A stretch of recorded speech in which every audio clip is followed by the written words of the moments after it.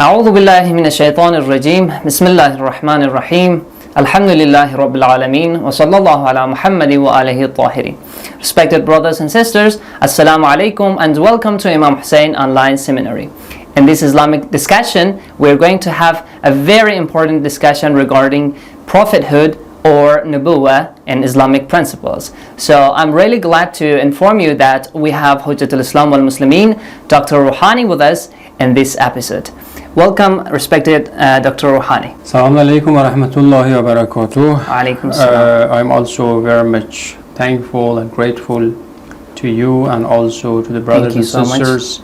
Inshallah, I hope that this session and this discussion will be inshallah useful and helpful for all the brothers and sisters. Inshallah. So, respected brothers and sisters, long story short, let's go inshallah and start our discussion regarding Nebula or prophecy.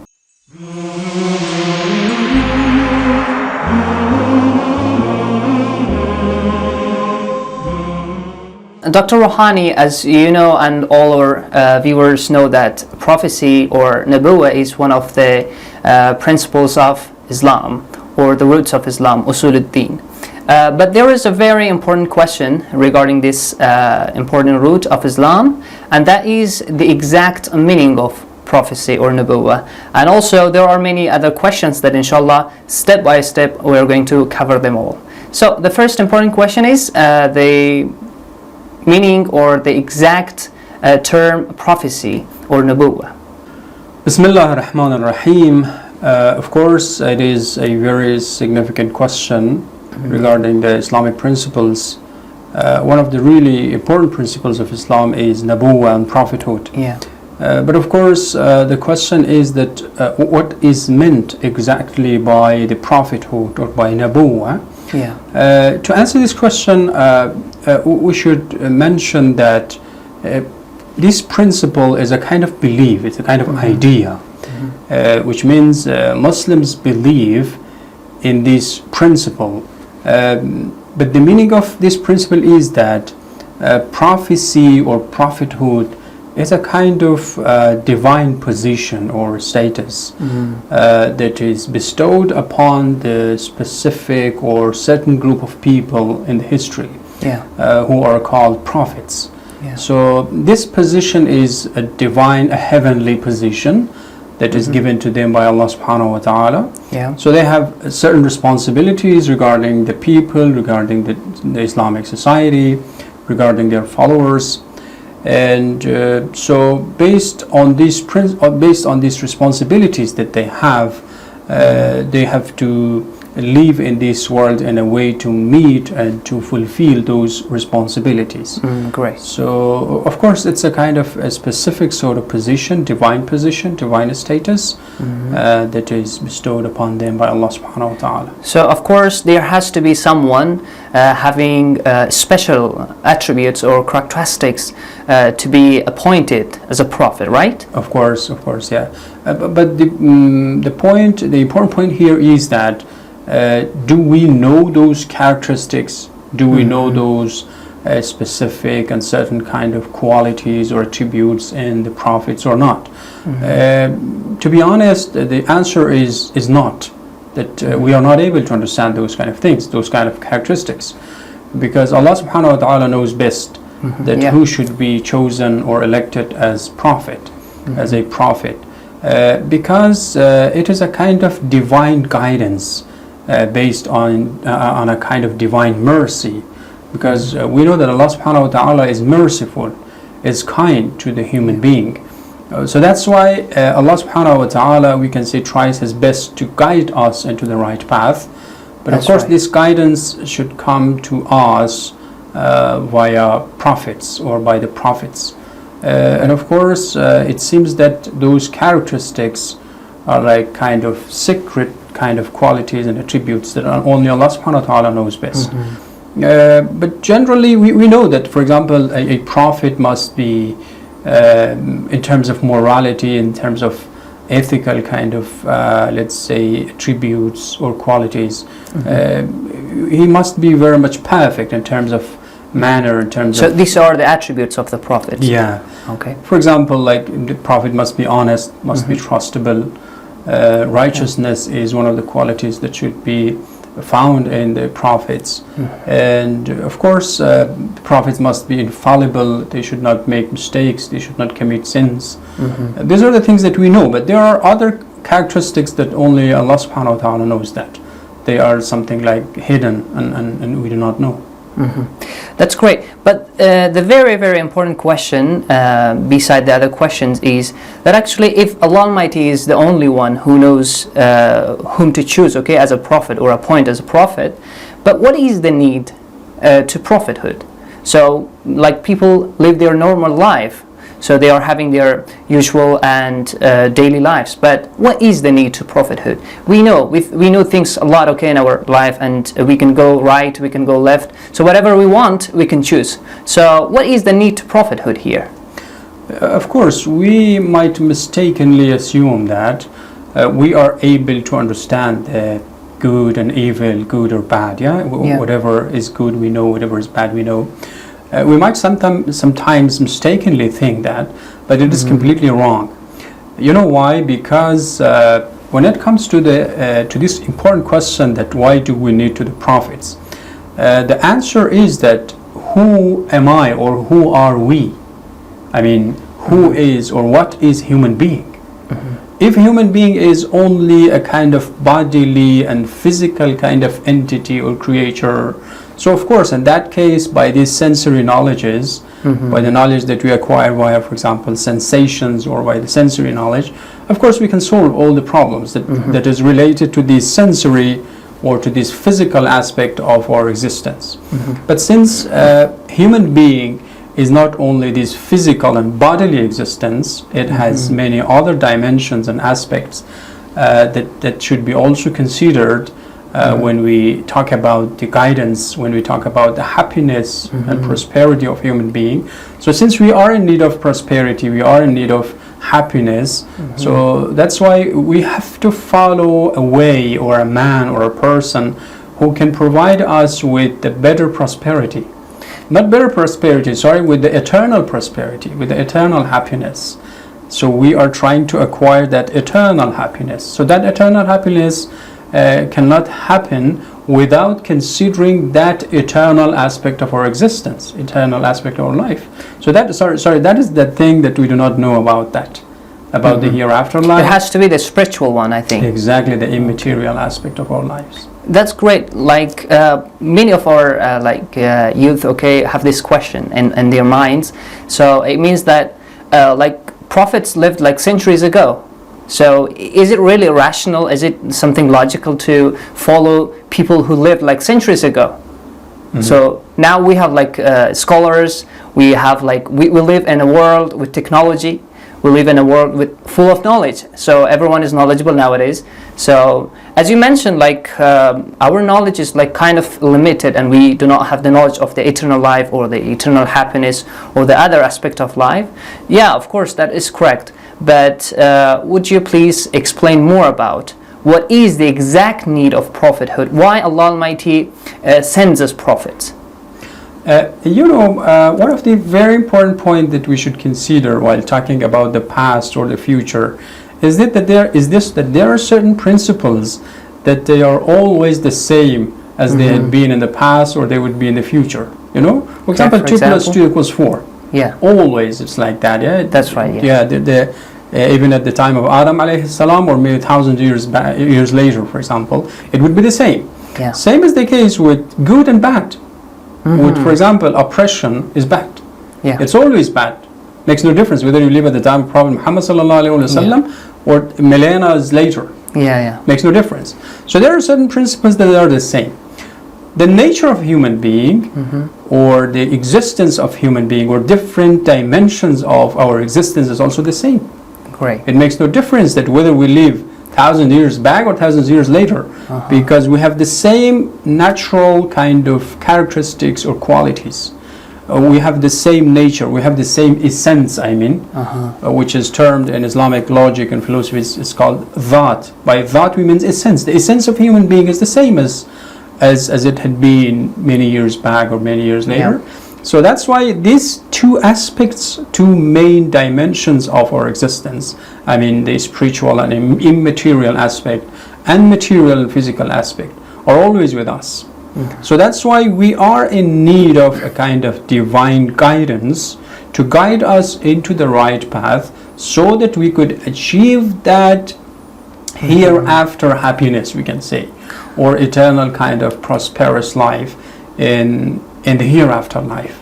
So if we want to save ourselves from the hellfire, if we want to achieve the heaven or the heavenly life, inshallah, in the hereafter life, yeah. so of course we need this kind of guidance. This sensory knowledge is, of course, nowadays we have technology, we have different kind of sciences, knowledge, different, let's say, sciences are there available.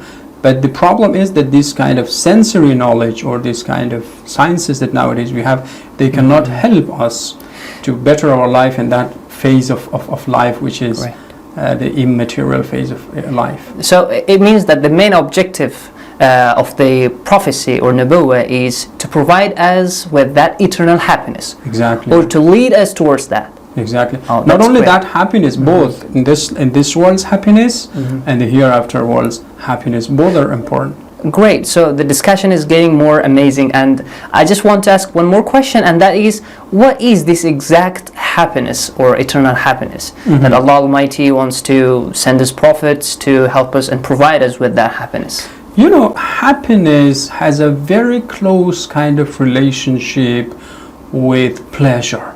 Pleasure or ladha. Yeah. You know, the opposite of pleasure is pain. Yeah. If you have a painful life, so that's not a happy life, and you're not happy. Yeah. So if you enjoy more pleasures in your life, so you're happy. Now the question is that what is the real pleasure? What is pleasure? Yeah. Pleasure that we want to achieve, that we want to acquire in this life and hereafter life. What is that pleasure? The real pleasure or the true pleasure is that type of pleasure or the kind of pleasure that shouldn't be accompanied by any kind of pain. You see? This is very much just important. pleasure. Just it has to be just without pleasure. any pain. Without any pain. Without any limitation. There should not be any limits on that pleasure that you are and everyone achieving. looks for that. Exactly. Yeah. Exactly what we are looking forward, what we are looking for in our life is this kind of pleasure. You know, the more you gain knowledge, the more you become thirsty of more knowledge. Why is that the case? Yeah. The more you gain power, you become more thirsty of gaining more power. Yeah. Or even the life itself. No one wants to die. They want to enjoy a kind of eternal kind of life. Exactly. Let's say infinite kind of source of knowledge, source of power, source of life, this sort of things, pleasures. Yeah, exactly. So it cannot happen in this world. Great. Only in a phase of life which is itself immaterial, infinite, or unlimited. In that phase of our life, let me term this phase, I'm not sure whether it conveys the meaning that I wanted to mention. So in that part of our life, we can enjoy that kind of unlimited pleasure. And it is from the Islamic perspective, it is said that to get more close to Allah subhanahu wa ta'ala, you will gain more pleasure. Allah subhanahu wa ta'ala is the unlimited source of what? Source of knowledge, source of hayat, source of life, source of power, source of pleasures. So the more you get closer to that unlimited source of pleasure, you gain more kind of pleasure. Yeah, what I understood from your speeches, and that was really amazing, I understood that the pleasure that the prophets are sent to help us or provide us with is exactly Allah Almighty. Exactly. Closeness to Allah subhanahu wa ta'ala. Taqarrub ila Allah ta'ala. Taqarrub is the final and the ultimate objective of our lives.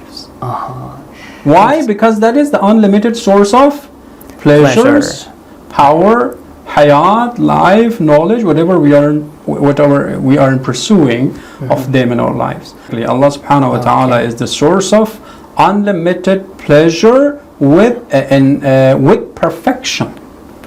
We are trying to achieve perfection. So the more you gain perfection, the more you gain more pleasures. You know, it is very much enjoyable to get more perfection. Even in this life, the one who is getting more and more perfection, he enjoys more. This is the point. So that's why, since Allah subhanahu wa ta'ala is the absolute perfect, and then the more you get closer to the absolute perfect, you get more perfection. The more you get more perfection, the more you enjoy. That's great. This is the pleasure. That's right. That's impossible to happen in this limited bodily and material life. Yeah, of course.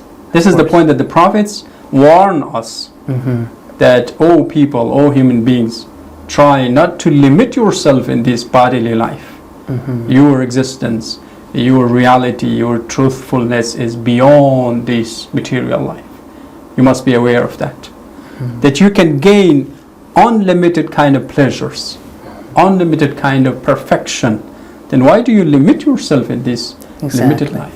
Yeah, this is the main objective or the main purpose of prophets. Finally, I should mention this important point that we are in need of this guidance. And this is the mercy of Allah Almighty. Exactly. Allah subhanahu wa ta'ala is needless of any kind of, let's say, things that we are in need. So we are in need of this guidance. Why? Because we are naturally pursuing of pleasure. Unlimited. Yeah, that's our nature. We are naturally going towards Allah subhanahu wa ta'ala. Sometimes you might mistakenly think something wrong, but our nature, actually our natural desire is like this, that we are approaching towards Allah subhanahu wa ta'ala. And I think nobody can deny this. Of course not. Because it's not, when we say that fitrat Allah allati fatara an-nasa alayha in the Holy Quran, because it's fitra means nature. Our nature, our natural desires are moving us towards Allah subhanahu wa ta'ala. You know, the one who is gaining more knowledge, the one who is gaining more power, more wealth, more money, the one who is trying to become like the richest person in this world, you know, he is trying to achieve that, to find that unlimited source of what? Pleasures. But the problem is that he mistakenly think that, okay, this thing in this world, in this material life is that source. The Prophet tells us, okay, that's not the source. And that becomes very clear for him as well. When he achieves that thing, he is just going forward for the next one. For like kind of the updated ones, the new versions. Because of this, you see that sometimes the rich people, the most wealthy people, the most famous and popular people, their lives become a kind of ironic life. Irony is there. Because when they arrive when they reach at that kind of highest level of, let's say, tharwa or wealth, or for example sometimes power and knowledge, then they see that, okay, what is this? Was it that I was looking for? No, I was looking for something beyond this. Unlimited one. But my life ended and I found nothing. Sometimes they kill themselves. Because this is the ironic part of our life. So that's why the prophets came to us to tell us that we must be aware of that immaterial aspect of your existence. Do not forget that. That is more important. That is much more important and better than this limited life. That has to be the only thing. There's no other choice. There's no other choice. Great. So, Dr. Rouhani, thank you so much. The discussion is getting more and more interesting, and all our viewers, I'm sure they like our discussions. But what to do? The time is just up, and inshallah, in the coming videos and the next episode, we're going to have the discussion again. We'll continue, and I really recommend our respected brothers and sisters who are watching us now, stay with us. Inshallah, we will continue these discussions. The next discussion, the next episode will be again about prophethood or Nebula, but there are certain other questions that inshallah will cover them. Thank you so much. I really thank you, Dr. Rouhani, for being with us in this session. Allah Almighty bless you, inshallah. May Allah Almighty grant you with healthy and prosperous life. Inshallah, we'll see you. We'll have you, inshallah, in the coming sessions. Thank you very much. Just I wanted to mention at the end of this discussion that our brothers, our friends, sisters and brothers, if they do not understand some part of our discussions, if something were not clear or a bit complicated or difficult to be understood, they can share their own points with us, and they can ask us, and we try, inshallah, to more clarify this, some of the points that might be a bit complicated, it might be. might be a sort of challenging kind of discussions Yeah, also. So that's why if they have any question, any point regarding this discussion, they can share with us. Inshallah, we'll try to touch and deal with those points, inshallah, in the coming session. Yes, of course, as Dr. Rouhani mentioned, respected brothers and sisters, and in case you have any questions regarding Nebula, Prophethood, or any other topics, Islamic topics, inshallah, you can ask us, we'll help you. Thank you so much for being with us. See you inshallah in the coming sessions. Walhamdulillahi Rabbil Alameen. Wa sallallahu ala Muhammadin wa alihi at-tahirin. Allahumma salli ala Muhammadin wa ali Muhammad.